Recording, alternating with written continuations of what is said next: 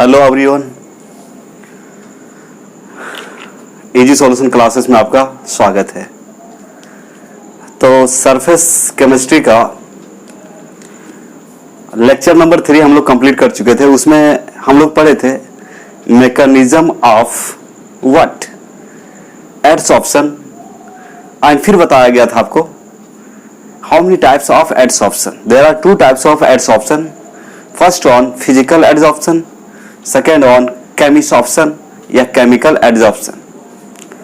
तो ये सारी बातें हम लोग कर चुके थे। तो आज हम लोग पढ़ने वाले हैं, आज जो हम लोग पढ़ने वाले हैं वो है आपका डिफरेंस बिटवीन फिजिसॉर्प्शन एंड केमिसॉर्प्शन। यहाँ ये डिफरेंस से आपका कभी कभी ऑब्जेक्टिव में क्वेश्चन पूछे जाते हैं या फिर आपको 2 मार्क्स में पूछा जा सकता है। डिफरेंस कितने मार्क्स में? 2 मार्क्स में। अच्छा ठीक है, तो ये कार्रवाई शुरू होने से पहले आज शाम से ही बहुत सारे कमेंट्स आ रहे हैं। मतलब एक कोई है नया आज ज्वाइन किए हैं, वो मतलब फालतू का कमेंट कर रहे हैं। जैसे कि हम न्यू बैच के बारे में बोले थे बच्चे को, जैसे अभी लॉकडाउन चल रहा है, हमारे पास समय है। दूसरी बात, हम चाहते हैं कि इस लॉकडाउन का फायदा उठा के बच्चे का रिजल्ट सबसे बेहतर हो, बच्चे का रिजल्ट क्या हो? सबसे बेहतर हो। इसलिए प्लानिंग मेरा क्या था, प्लानिंग मेरा क्या है कि अभी तक आपका 5 चैप्टर चल रहा है और जो कमेंट किए थे उनका कहना है कि 4 चैप्टर खत्म किए और क्रैश कोर्स शुरू कर दिए। बुड़बक, पहले समझो उसके बाद बोलना चाहिए। जो कमेंट किया है उसको नंबर दिया जा रहा है, बात करो। बात क्यों नहीं करता, सिर्फ बोल रहा है सर गलत कर दिए, पहले इससे नहीं करते थे। क्या गलत कर दिया यार? गधा हो क्या? समझ में नहीं आता है? देखिए यहां पे क्या है, इसका जो रूल है वो क्या है। अभी हम लोग सॉलिड स्टेट क्लास में पढ़ चुके थे, उसके बावजूद फिर जो है यूट्यूब में भी लेक्चर डाला जा रहा है।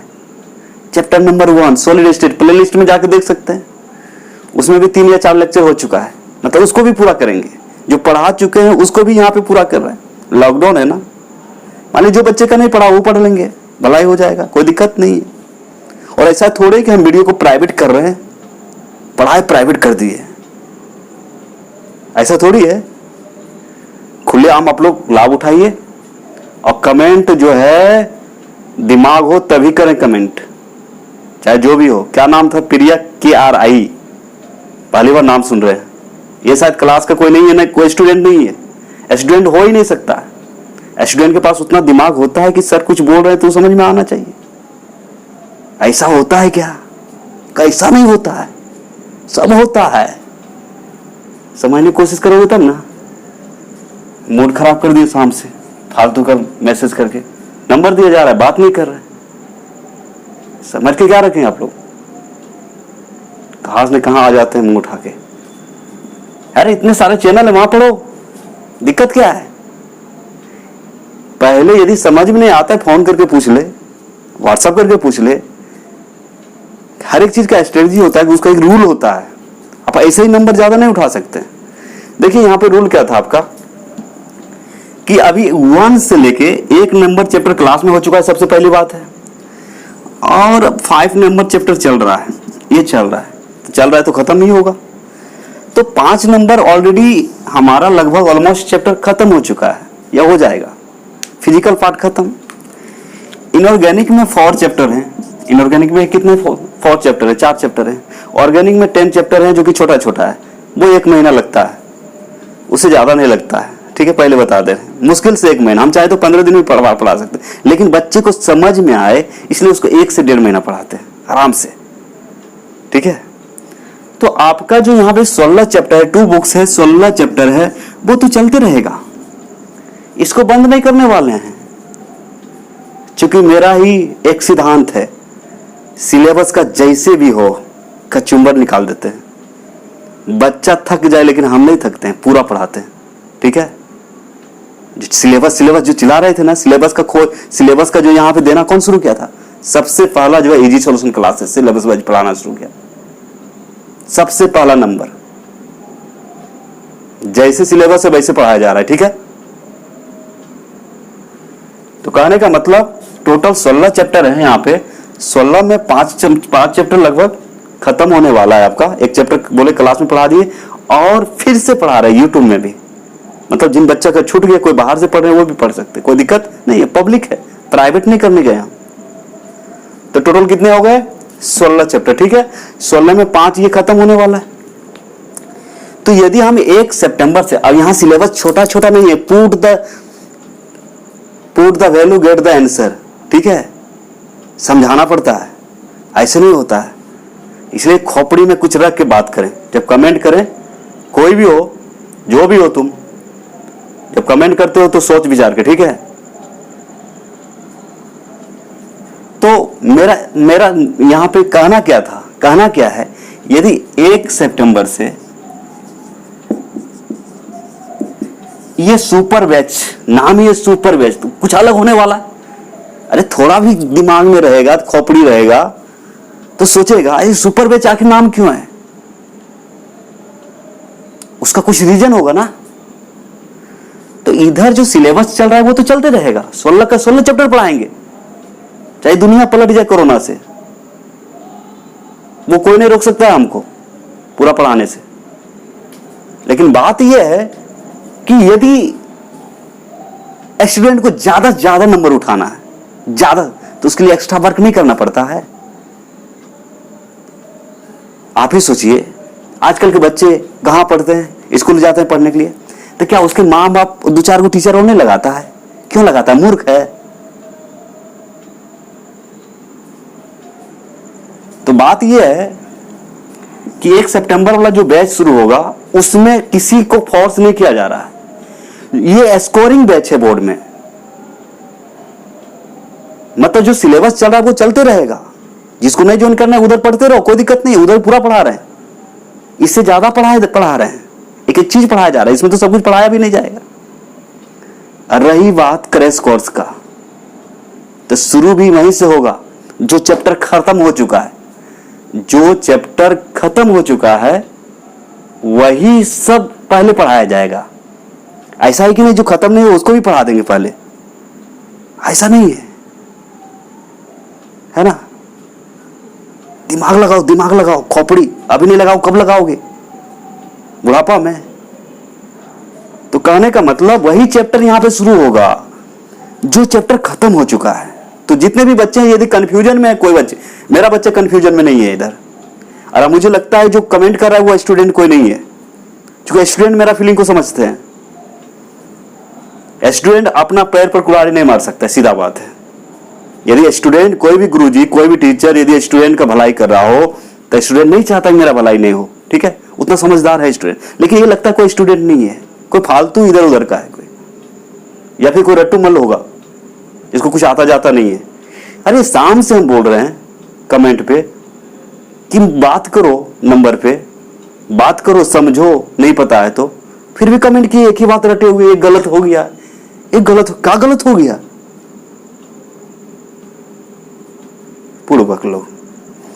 तो 1 सितंबर से जो शुरू होने वाला है बैच, उसमें क्या है कि जो चैप्टर खत्म हो चुके हैं उससे जो प्रैक्टिस नाम का एक चीज होता है, एक तरह का प्रैक्टिस बैच है। वो क्या है आपका? प्रैक्टिस बैच है। ताकि साइंस का मतलब ही होता है, या कोई सब्जेक्ट जब तक उसका रिपीटेशन नहीं होता है, बार बार नहीं होता है, तब तक कोई उपाय नहीं है।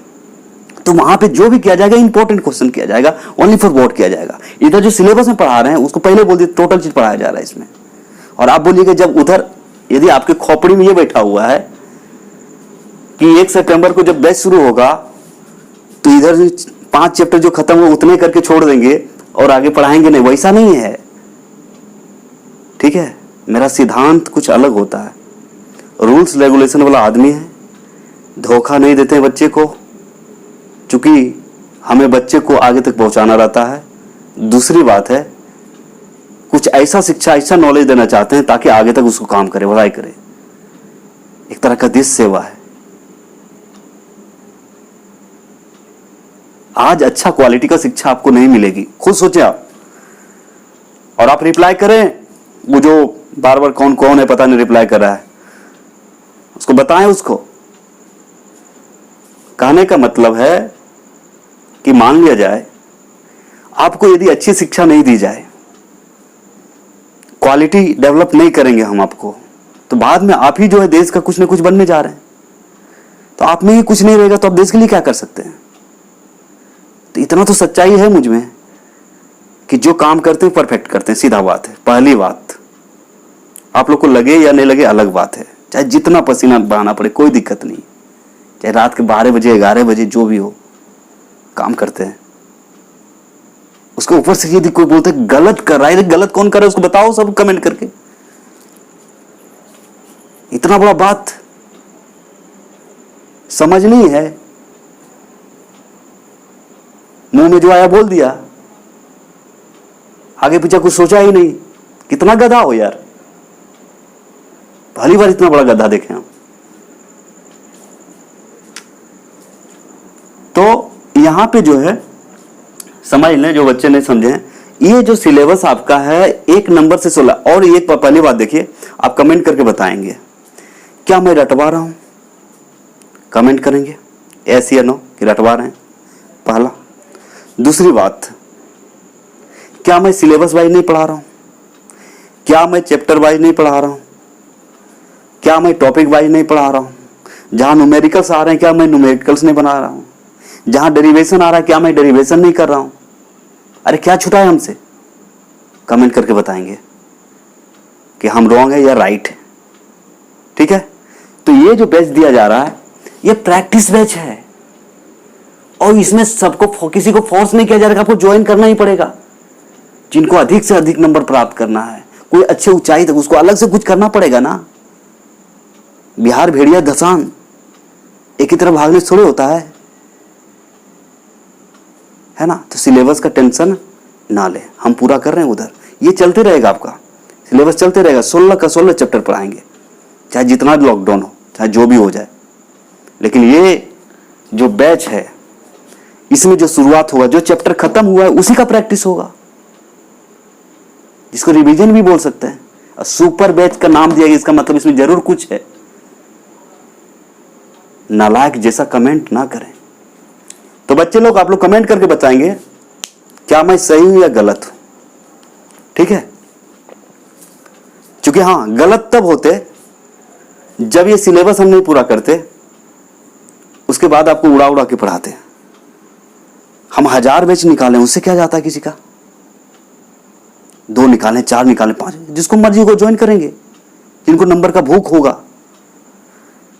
ये बैच में यदि ज्वाइन करके आपको अच्छा नंबर आ जाता है, बढ़िया नंबर प्राप्त कर ले, और कौन बोला डटवाएगा कि डायरेक्ट क्वेश्चन माथा पर थोप दोगे तो समझ में आएगा?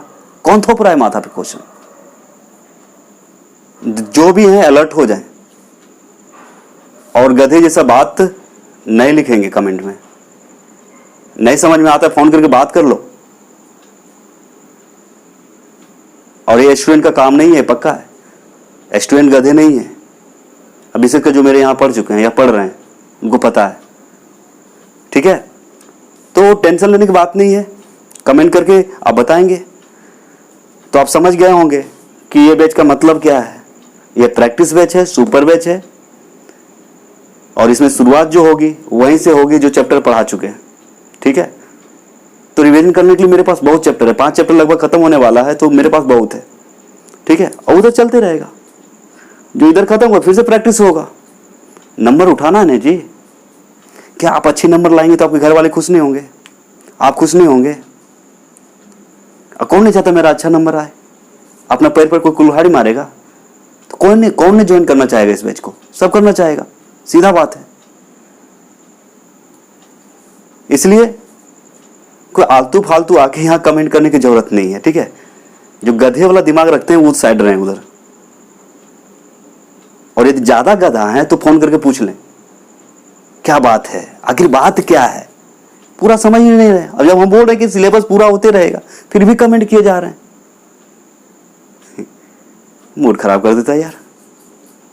एक तो मेहनत करो, पसीना बहाओ, पूरा पढ़ाओ, एक एक चीज पढ़ाओ, समझाओ, उसके बाद ये हालत कहां से कहां आ जाते हैं।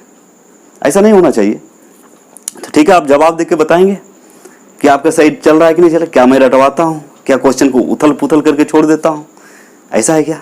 एक एक वर्ड को समझाने वाला इंसान है, ठीक है। यदि बच्चे समझने वाले रहेंगे तो बहुत कुछ प्राप्त कर सकते हैं हमसे, ठीक है। ये चैलेंज के साथ बोलते हैं।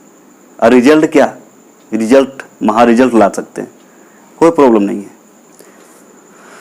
तो ठीक है, हम लोग बात कर रहे थे आपका कि आज हम लोग पढ़ेंगे क्या चीज, नेक्स्ट टॉपिक जो है what is difference between physics option and chemistry option.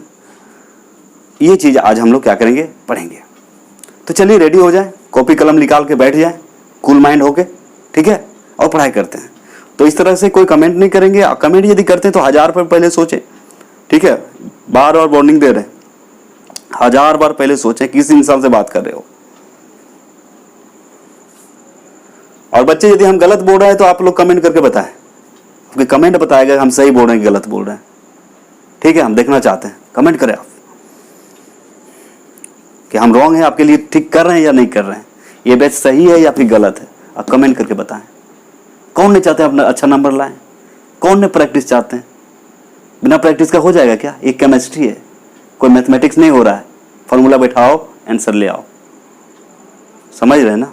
Concept चाहिए, इसमें कॉन्सेप्ट चाहिए, विदाउट कॉन्सेप्ट होने वाला नहीं है। तो चलिए हम लोग क्या करते हैं, शुरू करते हैं। तो आज हम लोग शुरू करेंगे what is difference between physics option and chemistry option. और ये भी आपके लिए इंपॉर्टेंट हो सकता है ऑब्जेक्टिव के लिए या सब्जेक्ट के लिए, ठीक है। चलिए, और एक बच्चा और कमेंट कोई किए थे, सर जो उसमें पढ़ाएंगे तो प्रेडिक्ट करेंगे। अरे प्रेडिक्ट करेंगे तो क्या करेंगे हमको पता है ना, आपको नंबर से मतलब है ना, बात ये हो जाता है। समझदारी होनी चाहिए, है ना। बिलीव करो यार, बिलीव करो। चलिए हम लोग स्टार्ट करते हैं, ठीक है।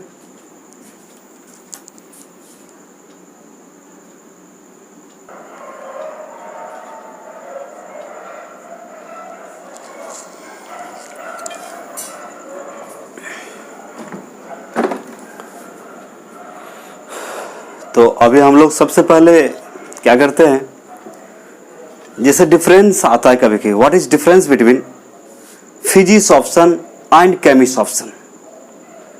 तो इसमें हम ढेर सारे पॉइंट लिखवा दिए। ढेर सारे लिखवाने के कारण है, यदि हम 9 पॉइंट लिखवाए, यदि एक में कितने डिफरेंस लिखवाए, कितने पॉइंट लिखवाए, 9 पॉइंट लिखवाए, तो कितनों आप भूलिएगा, 1 2 3 पॉइंट तक तो याद रहेगा। कितनों भूल जाए, 9 का 9 पॉइंट तो नहीं भूल सकते। और अभी हम प्रैक्टिकली बताने वाले हैं आपको, मतलब टेक्निकल रूप से बताने वाले हैं। तो भूलने का तो भूलना ही भूल जाइए। भूलना क्या चीज़ होता है, भूल जाए आप। मेरे साथ जब वीडियो देखते हैं आप, जब आप वीडियो देखते हैं उस समय क्या करें, पूरा कंसंट्रेशन के साथ कॉपी कलम लेके बैठें और लिखें आराम से, कोई दिक्कत नहीं है। और इतने सारे जो 9 पॉइंट्स हैं, इसमें ऑब्जेक्टिव क्वेश्चन आसानी से बनाए जा सकते हैं। आप समझिए बात को, आपको रियलिटी भी बताते हैं कि क्वेश्चन कहाँ कहाँ से बन सकता है आपको। तो अभी 9 पॉइंट जो लिखा गया है सिर्फ किस पर, फिजिक्स ऑप्शन पर। किस पर, फिजिक्स ऑप्शन, मतलब भौतिक अधिशोषण पर कितना है आपके 9 पॉइंट्स हैं। भौतिक अधिशोषण पर कितने पॉइंट्स हैं, 9 पॉइंट है। और इसमें से बहुत सारे ऑब्जेक्टिव बन सकते हैं। यदि हम इसको याद कर लें तो 2 काम हो सकता है आपका। सबसे पहला काम हो सकता है कि यदि आप मतलब क्वेश्चन 2 मार्क्स में पूछ दिया, what is difference between physics option and chemistry option, then उसको भी क्या कर सकते हैं, बना सकते हैं। तो 9 पॉइंट में ये जरूरी नहीं कि सीरियल वाइज याद रहे, कोई भी पॉइंट याद रहेगा तो आपका काम हो जाएगा। 4 पॉइंट, 5 पॉइंट, 3 पॉइंट, जितना दे सकते हैं, कोई दिक्कत नहीं है। तो देखिए, सबसे पहले हम लोग बात करते हैं फिजिक्स ऑप्शन का। तो फिजिक्स ऑप्शन का बात जो है पिछले लेक्चर में भी हुआ था, ठीक है। आप ध्यान देंगे, पिछले लेक्चर में भी आपका फिजिक्स ऑप्शन का बात हुआ था। तो बात यहाँ पे क्या है, समझने की कोशिश करें। तो फिजिक्स ऑप्शन में आखिर होता क्या है कि फिजिक्स ऑप्शन में जो गैस पार्टिकल्स होते हैं, गैस मॉलिक्यूल्स होते हैं, वो सॉलिड सरफेस पर एक्यूमुलेट होता है। सॉलिड सरफेस पर क्या होता है, एक्यूमुलेट होता है। यहाँ गैस और सॉलिड सरफेस की बात की जा रही है। तो गैस मॉलिक्यूल्स कहाँ जमा होगा, सॉलिड के सतह पे जमा होगा। और इनके बीच जो लगता है बल, वो कौन सा बल होता है, याद है आपको, वंडरवाल फोर्स, याद है ना। कौन सा फोर्स है, वंडरवाल फोर्स। तो कहने का मतलब पहला पॉइंट आप याद रख सकते हैं कि जो फिजिक्स ऑप्शन होता है, जो आपका फिजिक्स ऑप्शन होता है, वो वंडरवाल बलों के कारण होता है। वो क्यों होता है, वंडरवाल बलों के कारण होता है। तो पहला पॉइंट आपको याद रखना है कि जो भौतिक अधिशोषण, ऐसे याद रखिएगा, यानी कि यहां लिखा हुआ है इट अराइजेज मतलब फिजिक्स ऑप्शन, इट के जगह यहां पे क्या physics option arises because of van der Waals force, मतलब भौतिक अधिशोषण या फिर यह वंडरवाल बलों के कारण उत्पन्न होता है। पहला पॉइंट क्या याद रखना है आपको, it arises due to van der Waals force, मतलब यह वंडरवाल बलों के कारण उत्पन्न होता है। चलिए याद कीजिए मेरे साथ, ठीक है, चलिए जम के याद करते हैं हम लोग, ठीक है। और जो कमेंट किया उसका मुंह बंद हो जाना चाहिए फालतू में, ठीक है, मूड खराब कर दिया शाम से, लगता है कोई काम धंधा नहीं, निकम्मा लोग ऐसे करते हैं। तो it arises because of van der Waals forces, मतलब यह वंडरवाल, अब यहां कोई सोच ये वंडरवाल का है, अरे वंडरवाल मतलब कमजोर बल, दुर्बल, बिग फोर्स आप समझ रहे हैं, बिग फोर्स का मतलब होता है कमजोर बल, और उसी को हम लोग केमिस्ट्री में वंडरवाल यूज करते हैं। क्या यूज करते हैं, वंडरवाल। तो याद रखिए यह वंडरवाल बलों के कारण उत्पन्न होता है। अराइजेज का मतलब यहां क्या लिखेंगे, उत्पन्न होना। तो सबसे पहला पॉइंट जो डिफरेंस होगा, तो यहां पे क्या है, वंडरवाल बलों के कारण उत्पन्न होता है। यदि केमिस ऑप्शन रहेगा तो उसमें क्या बताए थे, केमिकल बंधन बनने के कारण उत्पन्न होता है। केमिस ऑप्शन में केमिकल बॉन्ड बनता है, ठीक है। It is not specific in nature, यह प्रकृति में विशिष्ट नहीं होता है। अब यहां पे लग रहा होगा विशिष्ट क्या है, व्हाट इज विशिष्ट विशिष्ट का मतलब समझिए यहां पे, यह प्रकृति में विशिष्ट नहीं होता है। विशिष्ट नहीं होने का मतलब है कि ये अधिशोषण तो आसानी से हो जाता है, लेकिन इसका डिसऑप्शन भी हो जाता है। इसको आसानी से हटा भी सकते हैं, क्या कर सकते हैं, हटा सकते हैं, ये कहने का मतलब है। जैसे यहाँ पे कोई केमिकल बॉन्ड नहीं बन रहा है, केमिकल बॉन्ड जब बनेगा तो एक नया चीज का फॉर्मेशन हो जाएगा। केमिकल बॉन्ड यदि बनता है तो क्या हो जाएगा, यदि सॉलिड सरफेस और गैस के बीच केमिकल बॉन्ड बन रहा है उसको फिजिक्स ऑप्शन बोलते हैं। फिजिक्स ऑप्शन का मतलब एक नया चीज आपको बन रहा है, केमिकल बॉन्ड बन रहा है मतलब नया चीज का फॉर्मेशन हो रहा है, लेकिन यहां कोई नया चीज बनता नहीं है। भौतिक अधिशोषण में कोई नया चीज नहीं बनता है, इसलिए इसको बोलते हैं प्रकृति में विशिष्ट नहीं होता है। It is not specific in nature, यह प्रकृति में विशिष्ट नहीं होता है। समझ में आया, क्योंकि यहाँ पे कोई केमिकल बॉन्ड बनते नहीं है, इसलिए प्रकृति में विशिष्ट नहीं है। केमिकल बॉन्ड जब नहीं बनता है तो कोई नया चीज भी नहीं बनता है। इसका डिसऑप्शन भी करना, क्या बात करेंगे तो क्या बोलेंगे, it is specific, it is very specific in nature, उसके अनुसार। मतलब यदि आप ये 9 पॉइंट को याद कर लेंगे तो केमिस्ट ऑप्शन अपने आप हो जाएगा। इसका उलट दीजिए, जहां हाँ है वहां ना कीजिए, जहां ना है वहां हाँ कीजिए, that's all, no problem, you can solve it very easily. But you should know what is physics option. If you know what is physics option, then you can also write what is chemist option. Just opposite, nothing. तो यहाँ पे क्या है कि physics option यदि याद कर लेते हैं 9 पॉइंट तो केमिस्ट ऑप्शन भी आप बता सकते हैं, नो प्रॉब्लम, कोई दिक्कत नहीं होने वाला है आपको। तो 2 पॉइंट तो ऐसे याद हो गया। यह वंडरवाल बलों के कारण उत्पन्न होता है, it is arise due to van der Waals force. It is not specific in nature, यह प्रकृति में विशिष्ट नहीं होता है। क्यों नहीं विशिष्ट होता है बताए, क्योंकि यहाँ नया चीज कुछ बनता नहीं है, ये वंडरवाल बलों के कारण मतलब होता है। इसको आसानी से डिसऑप्शन किया जा सकता है, मतलब हटाया जा सकता है। It is reversible in nature, reversible का मतलब उत्क्रमणीय होता है। रिवर्सेबल का मतलब क्या होता है, उत्क्रमणीय। तो जितने भी भौतिक फिजिकल फेनोमेना है वो रिवर्सेबल होता है। जैसे मान लीजिए फ्रिज में आप पानी को डाल दिए फ्रीजर में, वो आइस में कन्वर्ट हो जाएगा। फ्रीजर से उसको निकाल दीजिए, नॉर्मल टेम्परेचर प्रेशर पर ले आइए, वो लिक्विड में कन्वर्ट हो जाएगा। उसको बॉईल कर दीजिए, वो क्या हो जाएगा, वाष्प में बदल जाएगा। वाष्प को ठंडा कीजिए, फिर से वो पानी में बदल जाएगा, लिक्विड में बदल जाएगा। आ रहे समझ में, इसको बोलते हैं रिवर्सेबल। रिवर्सेबल इसको बोलते हैं, क्या बोलते हैं, उत्क्रमणीय। तो ये भी उत्क्रमणीय है, कोई दिक्कत नहीं। यदि इस सरफेस पर गैस मॉलिक्यूल्स बैठ गया है, इसको आप हटा सकते हैं, फिर से बैठा सकते हैं, तो ये रिवर्सेबल हुआ। ये क्या हुआ आपका, रिवर्सेबल हुआ, अलग कर सकते हैं इसको आसानी से। तो याद रखिए, it is reversible in nature, यह प्रकृति में उत्क्रमणीय होता है। तो तो ये प्रकृति में उत्कर्मणीय होता है, तो केमिसॉर्प्शन क्या हो जाएगा, अणु उत्कर्मणीय होता है। क्या होता है, अणु उत्कर्मणीय होता है। थोड़ा ठीक से नहीं दिख रहा है, केमिसॉर्प्शन। वैसे आप समझदार हैं, समझ गए होंगे, ठीक है। तो आपको समझ में आ रहा है, उल्टा कर रहे हैं, इसका क्या कर रहे हैं, उल्टा कर रहे हैं। फिर क्या है, it depends on the nature of gas, it depends on the nature, it depends on nature of gas. यह गैस के प्रकृति पर निर्भर करता है। प्रकृति मतलब ये फिजिकल एब्सॉर्प्शन करेगा या तो केमिकल करेगा, वो तो गैस के नेचर पे डिपेंड करेगा। गैस का नेचर कहने का मतलब, इस मान लीजिए सॉलिड सरफेस है, इस पे केमिकल बॉन्ड बनाएगा या फिर वंडर वाल बलों के कारण जमा होगा।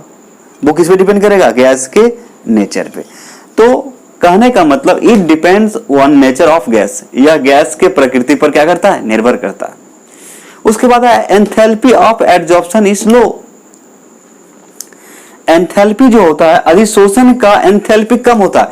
ये बहुत इंपॉर्टेंट है, ये वाला क्वेश्चन आपको ऑब्जेक्टिव में पूछता है, याद रखेंगे कि मान लिया जाए भौतिक अधिशोषण का एंथैल्पी कम होता है, मतलब कितना होता है, रेंज क्या होता है, इसका रेंज क्या है, 20 to 40 kilojoule into mole inverse, 20 to 40 kilojoule into mole inverse.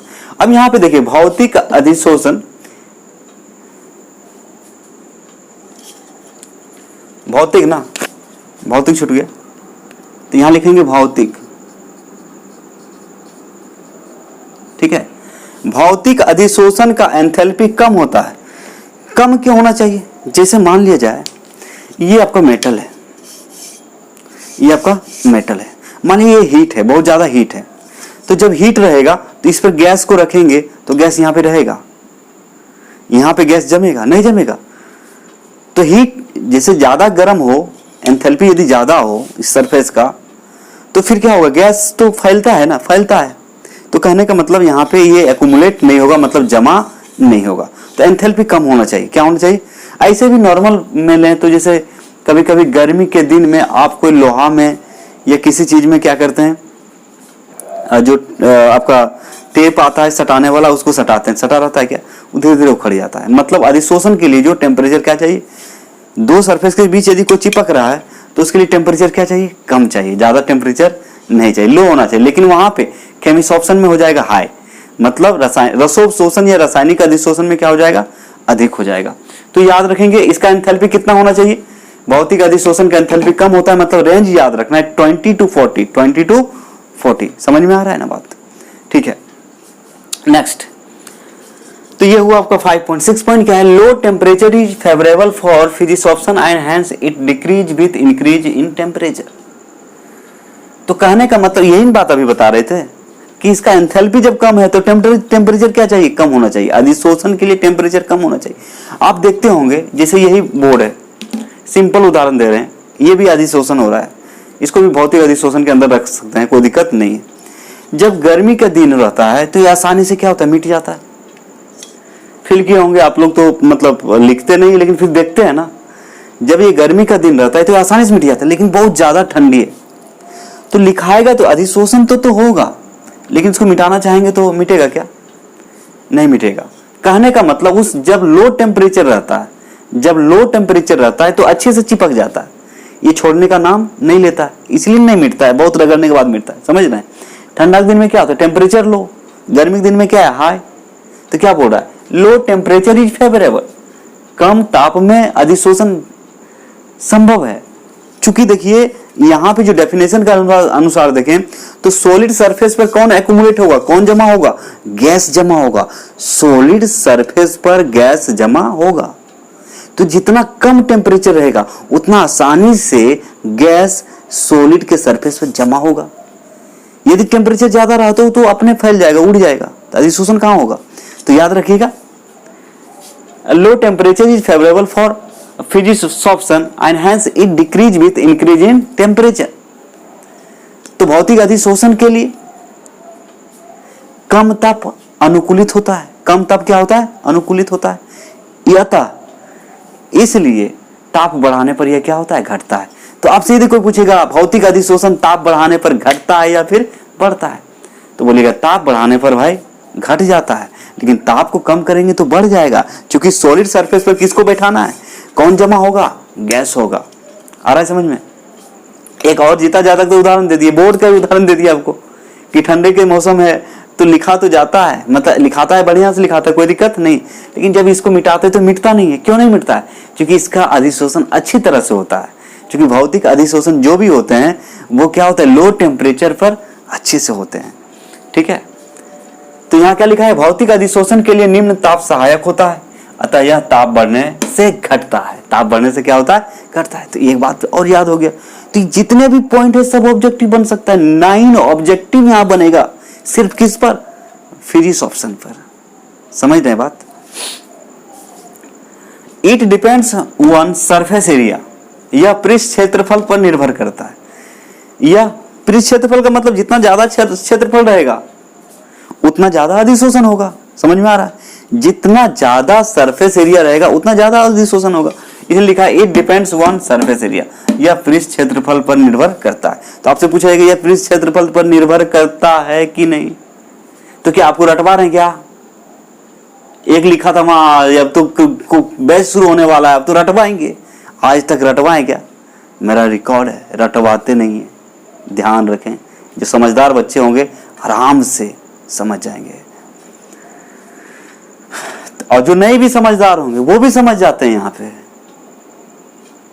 जो नहीं समझने वाले भी होते हैं, यदि मेरा क्लास करेंगे तो वो भी समझदार हो जाते हैं, ये गारंटी है। It depends on surface area, समझ गए? सरफेस एरिया मतलब समझ रहे हैं? अरे भाई ऐसे समझिए, मान लीजिए एक एरिया इतना है और एक एरिया इतना है, अधिशोषण किस पर ज्यादा होगा, इसमें होगा कि इसमें होगा? इसमें होगा, क्योंकि एरिया ज्यादा है तो अधिशोषण ज्यादा, कम है तो क्या? अरे समझ में, सिंपल बात है, कोई दिक्कत नहीं।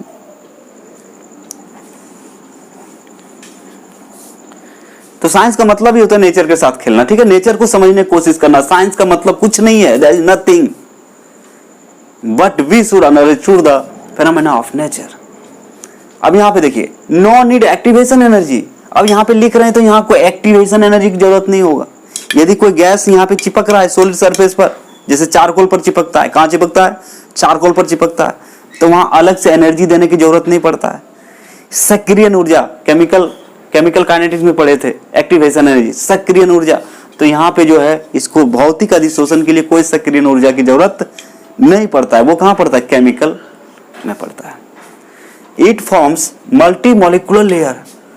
अब यहाँ पे आ रहा होगा मल्टी मॉलिक्यूलर लेयर क्या है, तो ये मल्टी मॉलिक्यूलर लेयर बनाता है ऑन द सॉलिड सरफेस, मतलब यह ठोस की सतह पर बहुआण्विक परत बनाता है। अब यहाँ पे बहुआण्विक क्या हो गया भाई? अब यही देखिए, इस ये जो डंटा है मेरा, जादू की छड़ी है, इससे बहुत कुछ समझा सकता हूं मैं।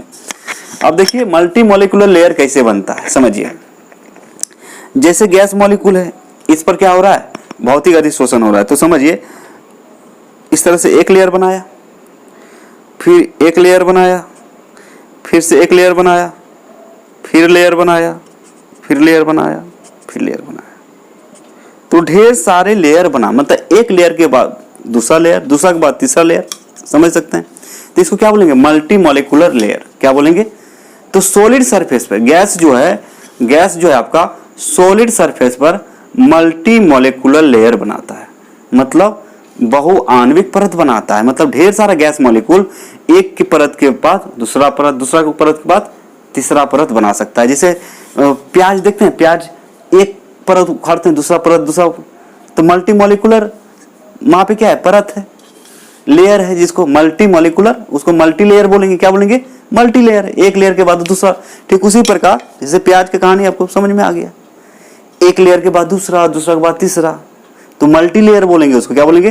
ठीक उसी प्रकार गैस मॉलिक्यूल्स जो है, जैसे एक बार अधिशोषित हो गया ये, फिर इसके ऊपर होगा, फिर इसके ऊपर होगा, फिर इसके ऊपर होगा, इसको बोलेंगे मल्टी मॉलिक्यूलर लेयर। क्या बोलेंगे? Multi molecular layer. मतलब इसमें मल्टी मॉलिक्यूलर लेयर होता है, लेकिन जब देखेंगे रासायनिक अधिशोषण में वहां यूनी लेयर होता है ऑन द सॉलिड सरफेस, मतलब एक ही सतह बनाएगा। क्या बनाएगा? एक ही सतह। तो चलिए, हम उम्मीद करते हैं ये समझ में आ गया होगा, और नहीं भी आता है तो आप क्या करें, कमेंट करके बताएं, आपको फिर से रिवाइज कर दीजिए। जहां पे दिक्कत हो क्या करें, कमेंट करें, कोई दिक्कत नहीं। तो आप समझ सकते हैं यहाँ पे कितने पॉइंट आपके लिए लिखा गया है, 9 पॉइंट्स हैं। और 9 पॉइंट्स में 9 क्वेश्चन बन सकते हैं ऑब्जेक्टिव, समझ सकते हैं आप बात को। और यदि 2 नंबर्स में पूछा तो 9 पॉइंट्स आपके पास है, 9 पॉइंट्स में आप 2-3 भी याद नहीं रख सकते, तो पहला तो याद रहेगा। बोलिए क्या पहला याद रख सकते हैं? ये वंडरवाल बलों के कारण होता है, यह प्रकृति में विशिष्ट नहीं होता है, यह प्रकृति में क्या नहीं होता है? विशिष्ट नहीं होता है। यह रिवर्सेबल होता है, मतलब उत्क्रमणीय होता है। इसका एंथैल्पी लो होता है, मतलब 20 से 40 kilo joule into mole inverse होता है।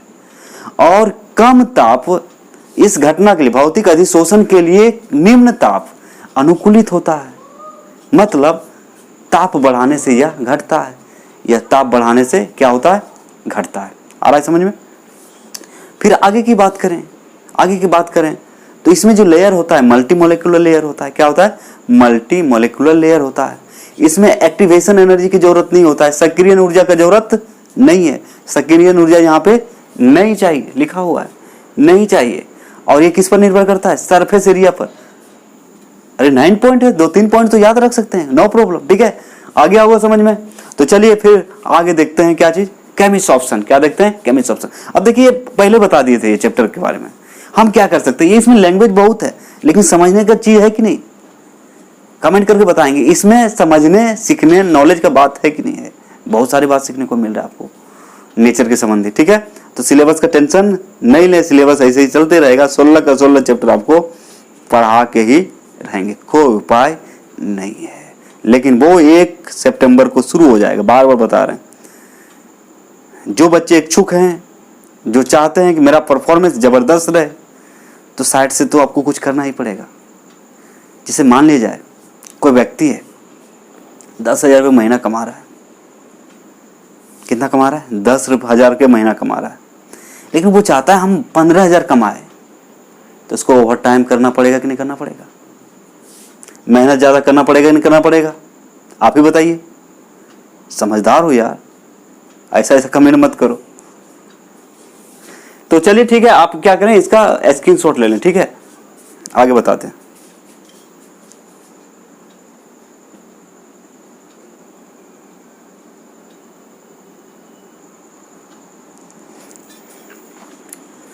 चलिए दूसरा पॉइंट हम लोग देखते हैं। आपको अभी बताए थे कि इसका जस्ट अपोजिट होता है, फिजिक्स के जस्ट अपोजिट होता है। अब देख सकते हैं, यदि आप फिजिक्स याद कर लिए तो केमिक्स भी आसान है।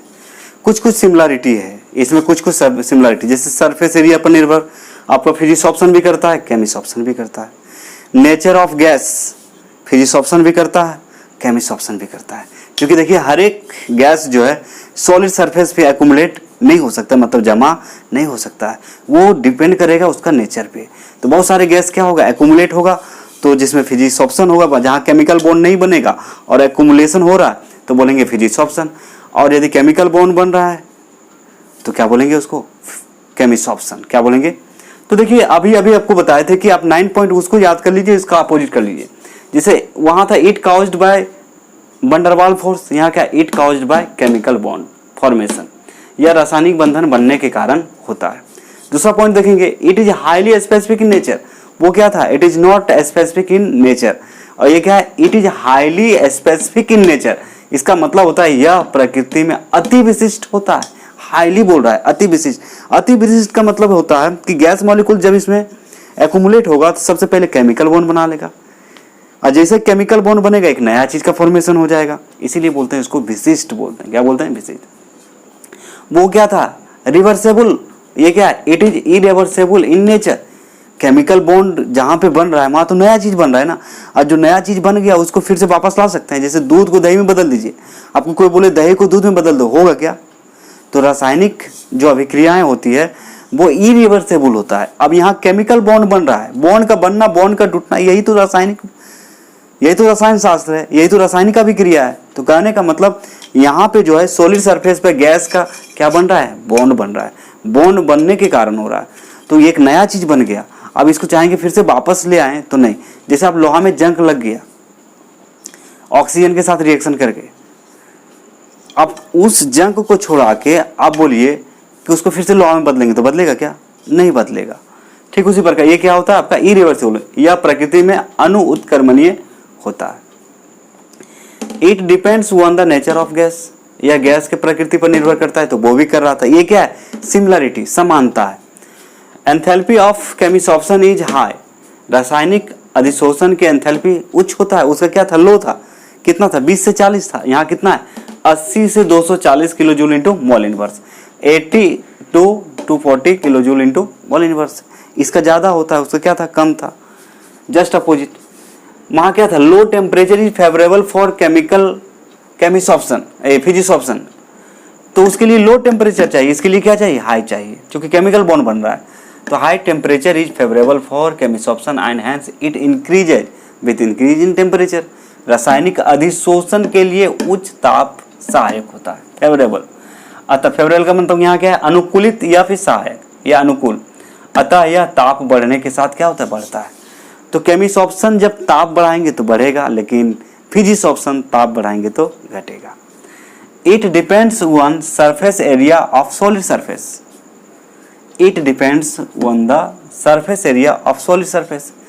यह ठोस पृष्ठ के क्षेत्रफल पर निर्भर करता है। यह ठोस पृष्ठ के या ठोस सतह के पृष्ठ क्षेत्रफल या ठोस सतह के, या बोल सकते हैं यह ठोस पृष्ठ के क्षेत्रफल पर निर्भर करता है, सरफेस एरिया, है ना। या फिर यहाँ पे सरफेस नहीं लिखेंगे फिर भी चलेगा, सॉलिड लिखेंगे तो क्या हो जाएगा? चलेगा। It depends on surface area of solid. यह ठोस पृष्ठ के क्षेत्रफल पर निर्भर करता है, क्षेत्रफल पर निर्भर करता है। वो भी कर रहा था। तो सिमिलरिटी दो हो गया, एक हो गया नेचर ऑफ गैस, दूसरा हो गया पृष्ठ क्षेत्रफल। ये सही भी बात है, जितना ज्यादा क्षेत्रफल होगा उतना ज्यादा क्या होगा? एक्युमुलेशन होगा गैस का। High activation energy is needed. तो आपको पता है केमिकल रिएक्शन जहां चल रहा है वहां एक्टिवेशन एनर्जी की आवश्यकता होती है, एक्टिवेशन एनर्जी की आवश्यकता होती, उच्च सक्रियण ऊर्जा की आवश्यकता होती, उच्च सक्रियण ऊर्जा की आवश्यकता होती है। वहां क्या है? सक्रियण ऊर्जा नहीं चाहिए।